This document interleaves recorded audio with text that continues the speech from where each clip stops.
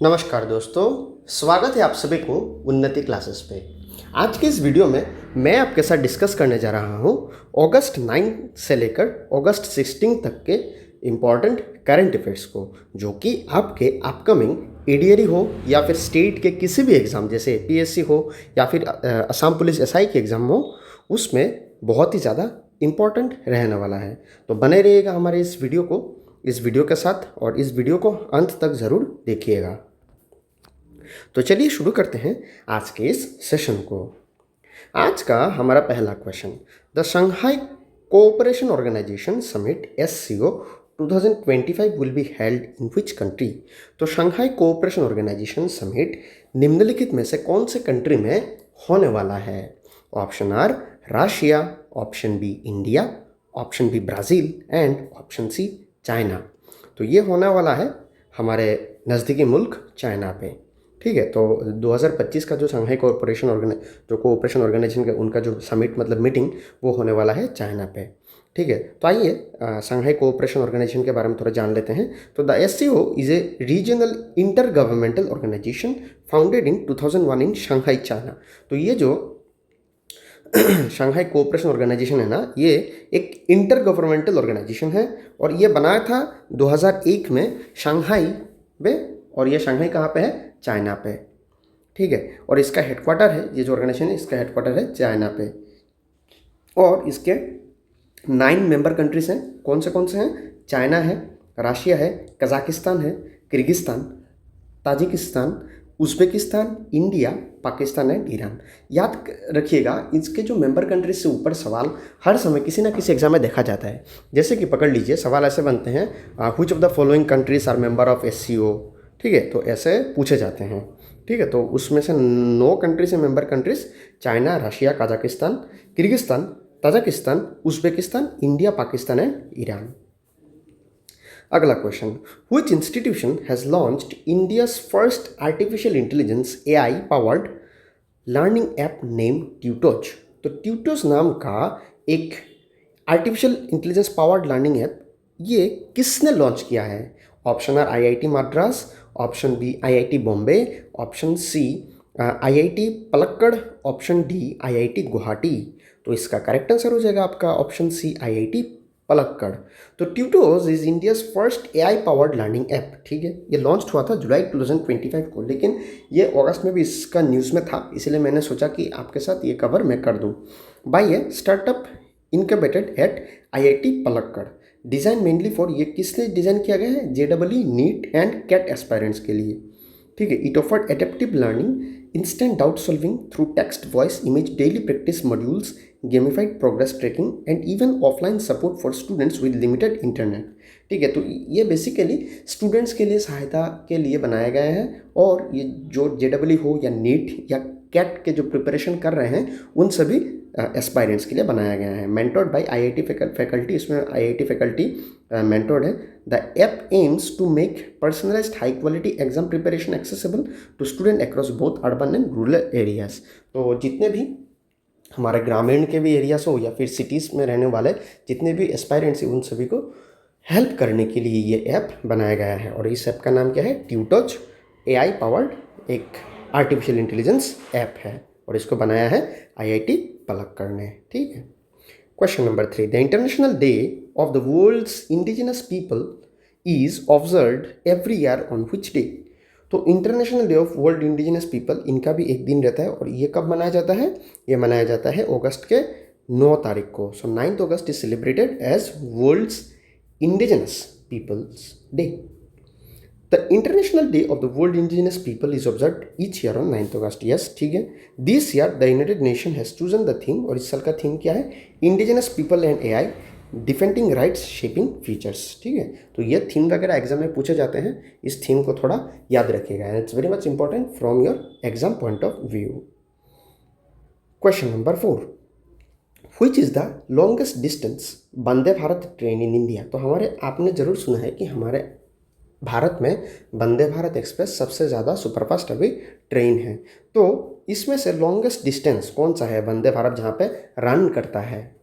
Option are New Delhi to Varanasi Vande Bharat express, मतलब न्यू दिल्ली से वाराणसी जाने वाली, ठीक है, या फिर नागपुर से पुणे, नागपुर पुणे वंदे भारत एक्सप्रेस, या फिर मुंबई गांधीनगर वंदे भारत एक्सप्रेस, या फिर मैसूरू चेन्नई वंदे भारत एक्सप्रेस। तो पिक्चर में ऑलरेडी देखा है आपने, मैंने एक फ़ोटो लगाया वहाँ पे, यह है हमारे वंदे भारत एक्सप्रेस। तो इसका करेक्ट आंसर हो जाएगा आपका ऑप्शन बी, नागपुर पुणे वंदे भारत एक्सप्रेस। तो ऑन 10 अगस्त 2025 मतलब यानी 10 अगस्त 2025 को पीएम नरेंद्र मोदी द्वारा वर्चुअली इनोग्रेटेड किया था इस ट्रेन को। और ये ट्रेन जो डिस्टेंस कवर करती है ये है 881 kilometre and it's high speed is 160 kilometre per hour. तो ये ट्रेन 160 किलोमीटर पर आवर पे ये दौड़ती हैं। और ये ट्रेन नागपुर से पुणे कितना किलोमीटर क्रॉस करेगी, मतलब कितने किलोमीटर का डिस्टेंस होगा, 881 किलोमीटर का डिस्टेंस तय करेगी। Question number 5, who recently read the book why the constitution matters. इनमें से किन्होंने why the constitution matters book लिखा है। ऑप्शन है Ranjan Gogoi, option B U Lalit, option C D Y. Chandrachud and option D Bhushan R Gavai. तो इसका करेक्ट आंसर हो जाएगा आपका option C, D Y. Chandrachud. So D Y. Chandrachud ji ने लिखा है वाई द कॉन्स्टिट्यूशन मैटर्स। तो ये रहे बुक। और शायद आप सभी को पता है डी.वाई. चंद्रचूड़ थे हमारे भारत के 50th चीफ जस्टिस। ठीक है, तो ये है हमारे डी.वाई. चंद्रचूड़ जी, और इनका लिखा हुआ किताब क्या है, why the constitution matters. Question number 6, work for Viksit Bharat portal has been launched by whom। तो वर्क फॉर विकसित भारत ये एक पोर्टल है और इसको कौन से डिपार्टमेंट ने लॉन्च किया है। ऑप्शन क्या क्या दिया है देखिए, ministry of home affairs, option B ministry of education, option C NITI Aayog and option D ministry of finance. ठीक है, तो इसका करेक्ट आंसर हो जाएगा आपका ऑप्शन सी, नीति आयोग। तो आइए जानते हैं विकसित भारत पोर्टल क्या है। The work for Viksit Bharat portal was launched by NITI Aayog. ठीक है, नीति आयोग ने work for Viksit Bharat portal launch किया है एज पार्ट ऑफ ब्रॉडर विकसित भारत इनिशिएटिव, और ये विकसित भारत इनिशिएटिव का एक पार्ट है।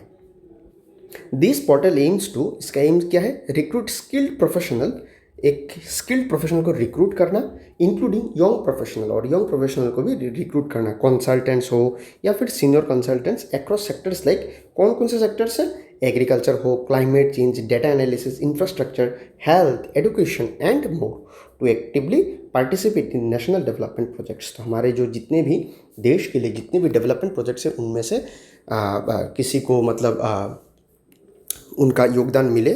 ठीक है, और जितने भी बड़े बड़े काम होते हैं उसमें ये जो यंग प्रोफेशनल है उनको ऐड करने का मौका मिले, इसी सोच के साथ विकसित भारत पोर्टल लॉन्च किया है।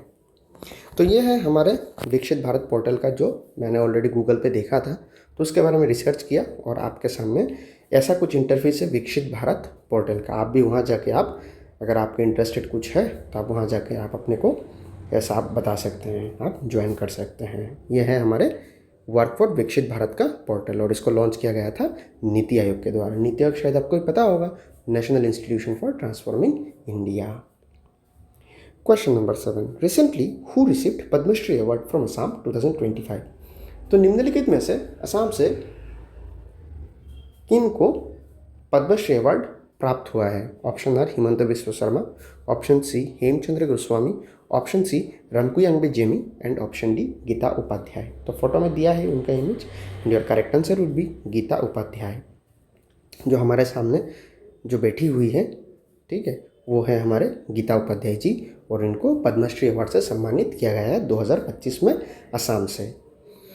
तो गीता उपाध्याय कौन है? Gita Upadhyay revered figure in Assam literary and educational circles, was awarded the Padma Shri 2025 for her lifelong dedication and invaluable service to the promotion of Assamese literature and education। तो गीता उपाध्याय जी ने असमीज लैंग्वेज, असमीज लिटरेचर और education को promote करने के लिए बहुत सारे उन्होंने जिम्मेदारी उठाए थे और बहुत सारा काम उन्होंने इस लैंग्वेज के लिए किया था, इसीलिए उनको पद्मश्री से सम्मानित किया गया है 2025 में।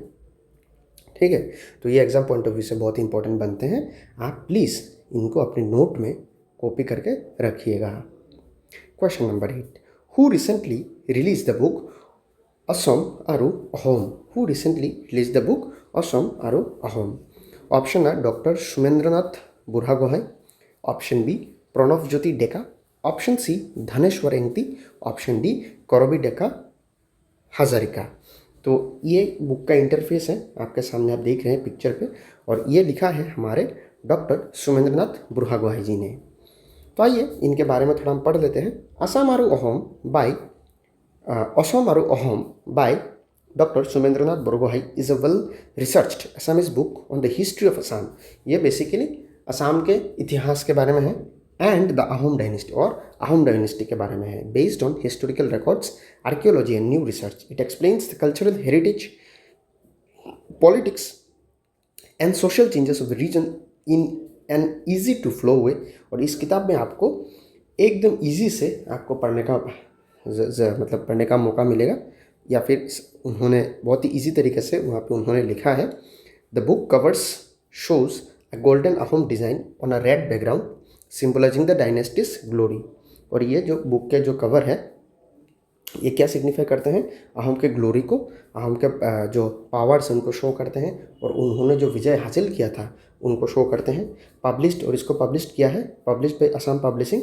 It is a valuable read for students. अगर आप स्टूडेंट्स हो इसे आप पढ़ सकते हो, researcher and any one interested in Assam's past या फिर असम हिस्ट्री। तो असम हिस्ट्री में जिनको इंटरेस्टेड है आप ये बुक पढ़ सकते हैं। और ये बुक लिखा है असम आरू अहोम डॉक्टर सुमेंद्रनाथ बुरहागोहाई जी ने। ठीक है, तो आप इसको अगर आप पढ़ना चाहते हैं आप पढ़ सकते हैं। आप इसका अमेज़न में भी अवेलेबल है और फ्लिपकार्ट में भी आप अवेलेबल है, या फिर ऑफलाइन स्टेशनरी जो बुक शॉप होते हैं वहाँ पे भी अवेलेबल है। Question number 9, what is the theme of independence day 2025? तो इस साल का जो 2025 का जो इंडिपेंडेंस डे था, उस इंडिपेंडेंस डे का इस साल का थीम क्या था? ऑप्शन है आत्मनिर्भर भारत, ऑप्शन बी अखंड भारत, ऑप्शन सी विकसित भारत, ऑप्शन डी नया भारत। तो यानी आंसर विल बी नया भारत। तो इस बार का थीम था नया भारत। ठीक है, याद रखिएगा, एग्जाम पॉइंट ऑफ व्यू से बहुत ही ज़्यादा इम्पोर्टेंट है। Question number 10 and is the last question of this session. Which day is celebrated as world lions day? World lions day निम्नलिखित में से कौन से दिन हम सेलिब्रेट करते हैं? 9 अगस्त, 10 अगस्त, 11 अगस्त या फिर 12 अगस्त? तो it is celebrated on 10 August. In 2013 the first world lion day was observe. World lion day पहली बार 2013 को मनाया गया था, और इसका कारण क्या था? To raise awareness about lion, lion के बारे में हमें अवेयर हो, and to mobilise support for the protection and conservation. और लायन के कंजर्वेशन के लिए भी ये कदम उठाए गए थे। ठीक है, तो हर साल हम 10 अगस्त के दिन वर्ल्ड्स लायंस डे हम सेलिब्रेट करते हैं। तो हर साल के हर वीडियो की तरह आज के इस वीडियो में भी आपके साथ में MCQ बेस्ड एक सवाल लाया हूँ जो कि करंट अफेयर से रिलेटेड है। और आज का क्वेश्चन क्या है? Who among the following is not a member of Shanghai corporation organisation? निम्नलिखित में से कौन सा कंट्री है जो शंघाई कॉरपोरेशन ऑर्गेनाइजेशन का मेंबर नहीं है? Option are China, India, Bangladesh, Pakistan. And question number 2, the Padmashri award is the dash highest civilian award in India? ठीक है, फर्स्ट है या सेकंड, थर्ड, फोर्थ? इसका करेक्ट आंसर आपको हमारे कमेंट सेक्शन में ज़रूर देना है। Thank you so much for watching this video till the and. और अगर आपको हमारे चैनल को पसंद आया तो हमारे चैनल को ज़रूर सब्सक्राइब कीजिएगा, और इस वीडियो को अपने दोस्तों के साथ ज़रूर शेयर कीजिएगा। Once again thank you so much for watching this video till the end. जय हिंद, जय भारत।